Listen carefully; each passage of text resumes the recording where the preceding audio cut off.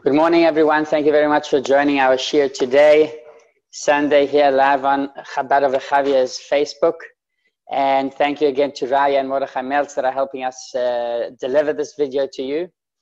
Today we are going to be discussing a few topics. We'll talk a bit about Simchas Torah that we just had on Shabbos, and in Chutz La'aretz they're also having it today, Simchas Torah, because it's 2 days over there.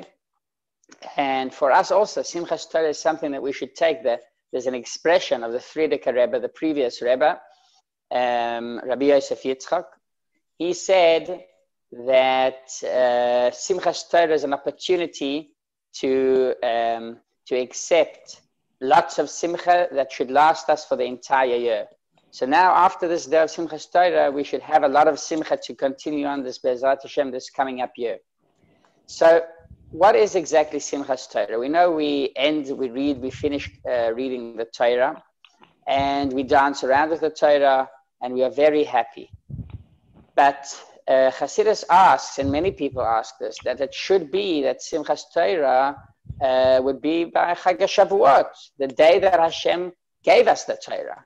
Why is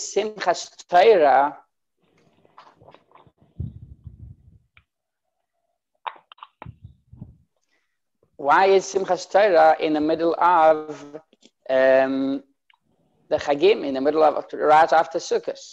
Simchas Torah should be when the Torah was given.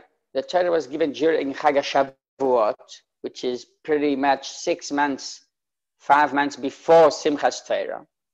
And that's the time that we should celebrate the Torah. So that is the question that Chassidus asks. And the answer is like this. We remember there was, in the time that we accepted the Luchos, so there was 40 days where Moshe Rabbeinu went up to heaven, and he received the Torah, and he came down here, and he saw that the Jews made a golden calf. They worshipped Avodah Zarah. As a result, Moshe Rabbeinu immediately threw the Luchos onto the floor, and he broke them. Then after that, he prayed 40 days, an additional 40 days, and for Hashem to forgive Am Yisrael for doing such a sin. Right after receiving the Luchos, right after that, they go and worship Avodah Zarah. So Moshe Rabbeinu needed to daven a lot in order for Hashem to really forgive us. And after that, Hashem tells Moshe Rabbeinu, Salachti kidvarecha. Salachti kidvarecha, that was on Rosh Chodesh Elul. Rosh Chodesh Elul, Moshe Rabbeinu goes up again for another 40 days in order to receive the second Luchos. We know that the second Luchos were given, he came down on Yom Kippur, and that was the only Yom Kippur that Bnei Israel did not fast in the desert. Every Yom Kippur we know we have to fast. There was one Yom Kippur that Bnei Israel did not fast.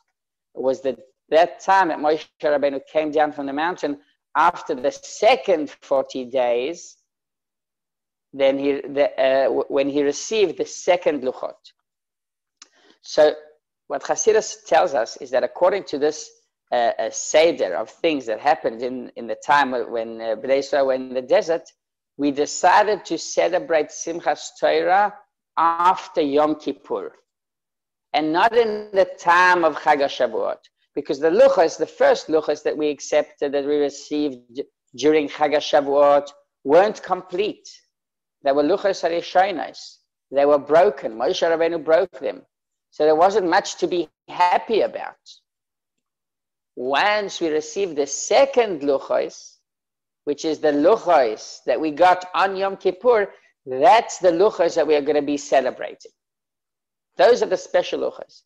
And that's why technically we had to delay the celebration until after Yom Kippur. Then it was Sukkot, that we're not going to mix a Simcha with another Simcha. So after Sukkot, the day after that, we decided to do Simchas Torah. That will be a special day for the Torah. But the truth is that there is a deeper explanation to this idea of celebrating during the second Luchot. And I would like to ask a question. We just read in the Zohar Bracha. We read in the Zohar Bracha, the Torah concludes with the words, what are the exact words? Le'enei kol Yisrael. Moshe Rabbeinu, what is the exact pasuk here? I've got the Chumash, I'll tell you now. The exact pasuk, it's a very interesting pasuk because it seems like something is negative in that pasuk. And how could it be? Here it says like this, Ulachol hayad hachazaka, ulachol hamoira hagadol, asher asa Moshe le'enei kol Yisrael. All the strong hand and the a few things that Moshe Rabbeinu did, asher asa Moshe le'enei kol Yisrael, in front of Olam Yisrael. Rashi explains that what is this pasuk referring to? The time when Moshe Rabbeinu broke the luchos. Hashem told Moshe Rabbeinu, Yeshar koichacha sheshibalta. It was good that you broke the luchos. How could that be?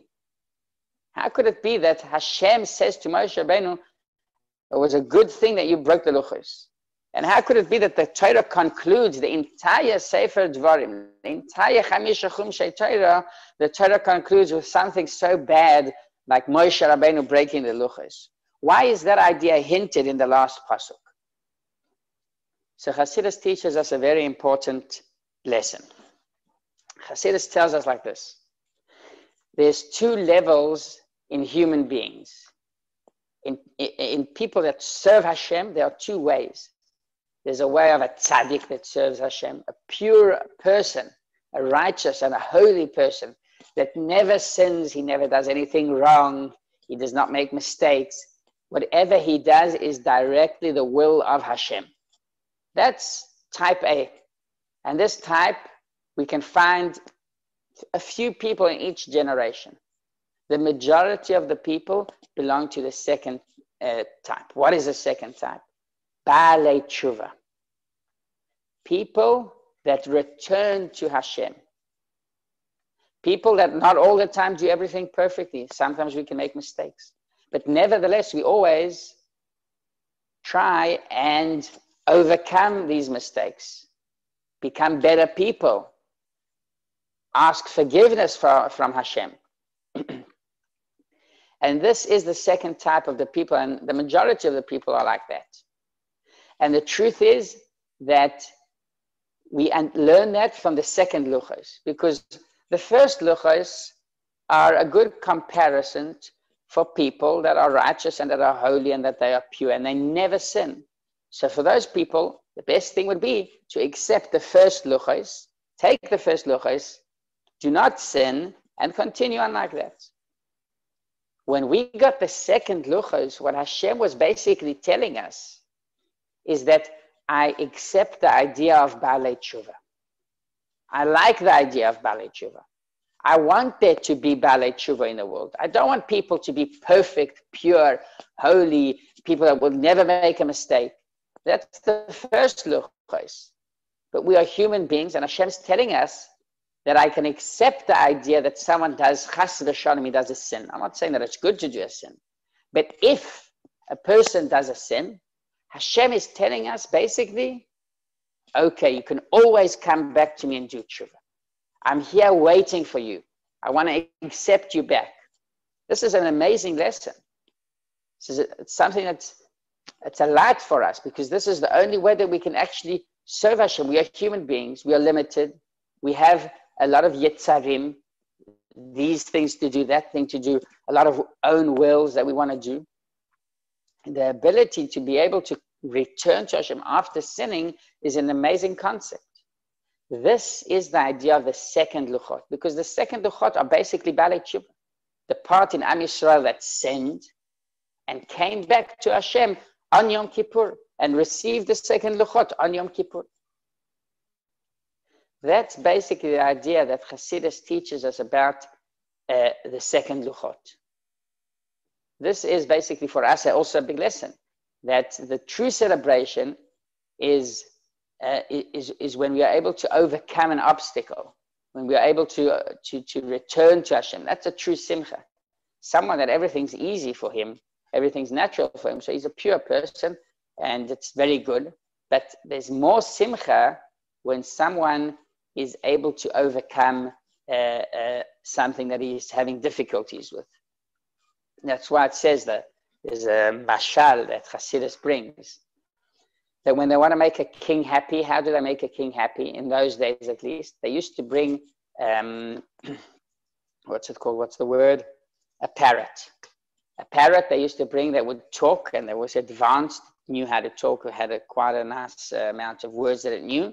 And this would make the king happy. Wow, a bird that can talk, it's very nice. And that would make the king happy. And the question is, well, why to bring a bird that barely can talk and try and make the king happy?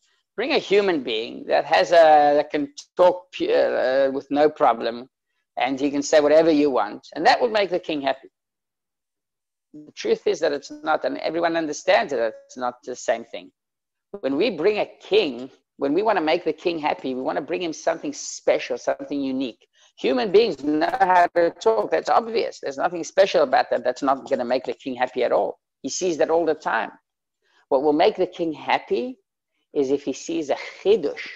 That's the word. If he sees something new, something that isn't obvious. If he sees a parrot that can even say 3-4 words, wow. A bird that can talk, that's unbelievable. That's the same thing with tzaddikim and barei tshuva. Tzaddikim, Hashem enjoys them very much. There's no doubt about it. But there's something special about tshuva, someone that does tshuva, because it's not obvious. This person could have stayed a sinner. He could have stayed in the desert.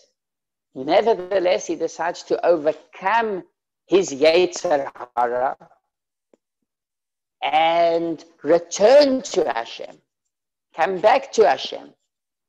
Wow, for Hashem, this is a chidush. This is something amazing. Hasidus also brings, it's very interesting because it applies to us so much. Hasidus brings an example from food. There are many types of food. So Hasidus says that there's a sweet type of food, which that's a comparison to a tzaddikim. It's sweet. And then there's a spicy, flavored food. And everyone knows that in a certain time, kids, they like the sweets and they like everything to taste sweet. But as you grow older, you learn to appreciate a spicy taste. It's not too spicy, but it has a bit of a flavor. It's not just plain sweet. That's also a comparison to tzaddikim and barei tshuva. Tzaddikim is like similar to the food that is always sweet. Barei tshuva is compared to a food that is spicy. It's not too spicy, because then that's like a person that's sinning. But it's someone that is that has fixed his ways. So he also has the spiciness in it, but it's something you can eat. That's the idea of barei tshuva. So as I said at the beginning, this idea of Simchas Torah is something we should take throughout the year. First of all, the simcha that we experienced. And although this year was a bit of a challenge to experience the simcha, but nevertheless, any part of simcha that we take on Simchas Torah can help us throughout the year. And more than that, this concept of barei tshuva, that is the real meaning of the Simchas Torah, this is something that definitely we can take throughout the year. The idea of returning to Hashem, and not only returning to Hashem, but knowing how much Hashem actually appreciates us returning to Him, how much He enjoys the fact that we can do tshuva and return to Him back. So thank you very much for attending to this shiur, and hopefully we'll see you again throughout the week. At 9:30 we have every day a shiur in the morning, generally with Rabbi Goldberg, and on Sundays with yours truly. Thank you again to Raya and Mordechai Meltz, and have a wonderful day.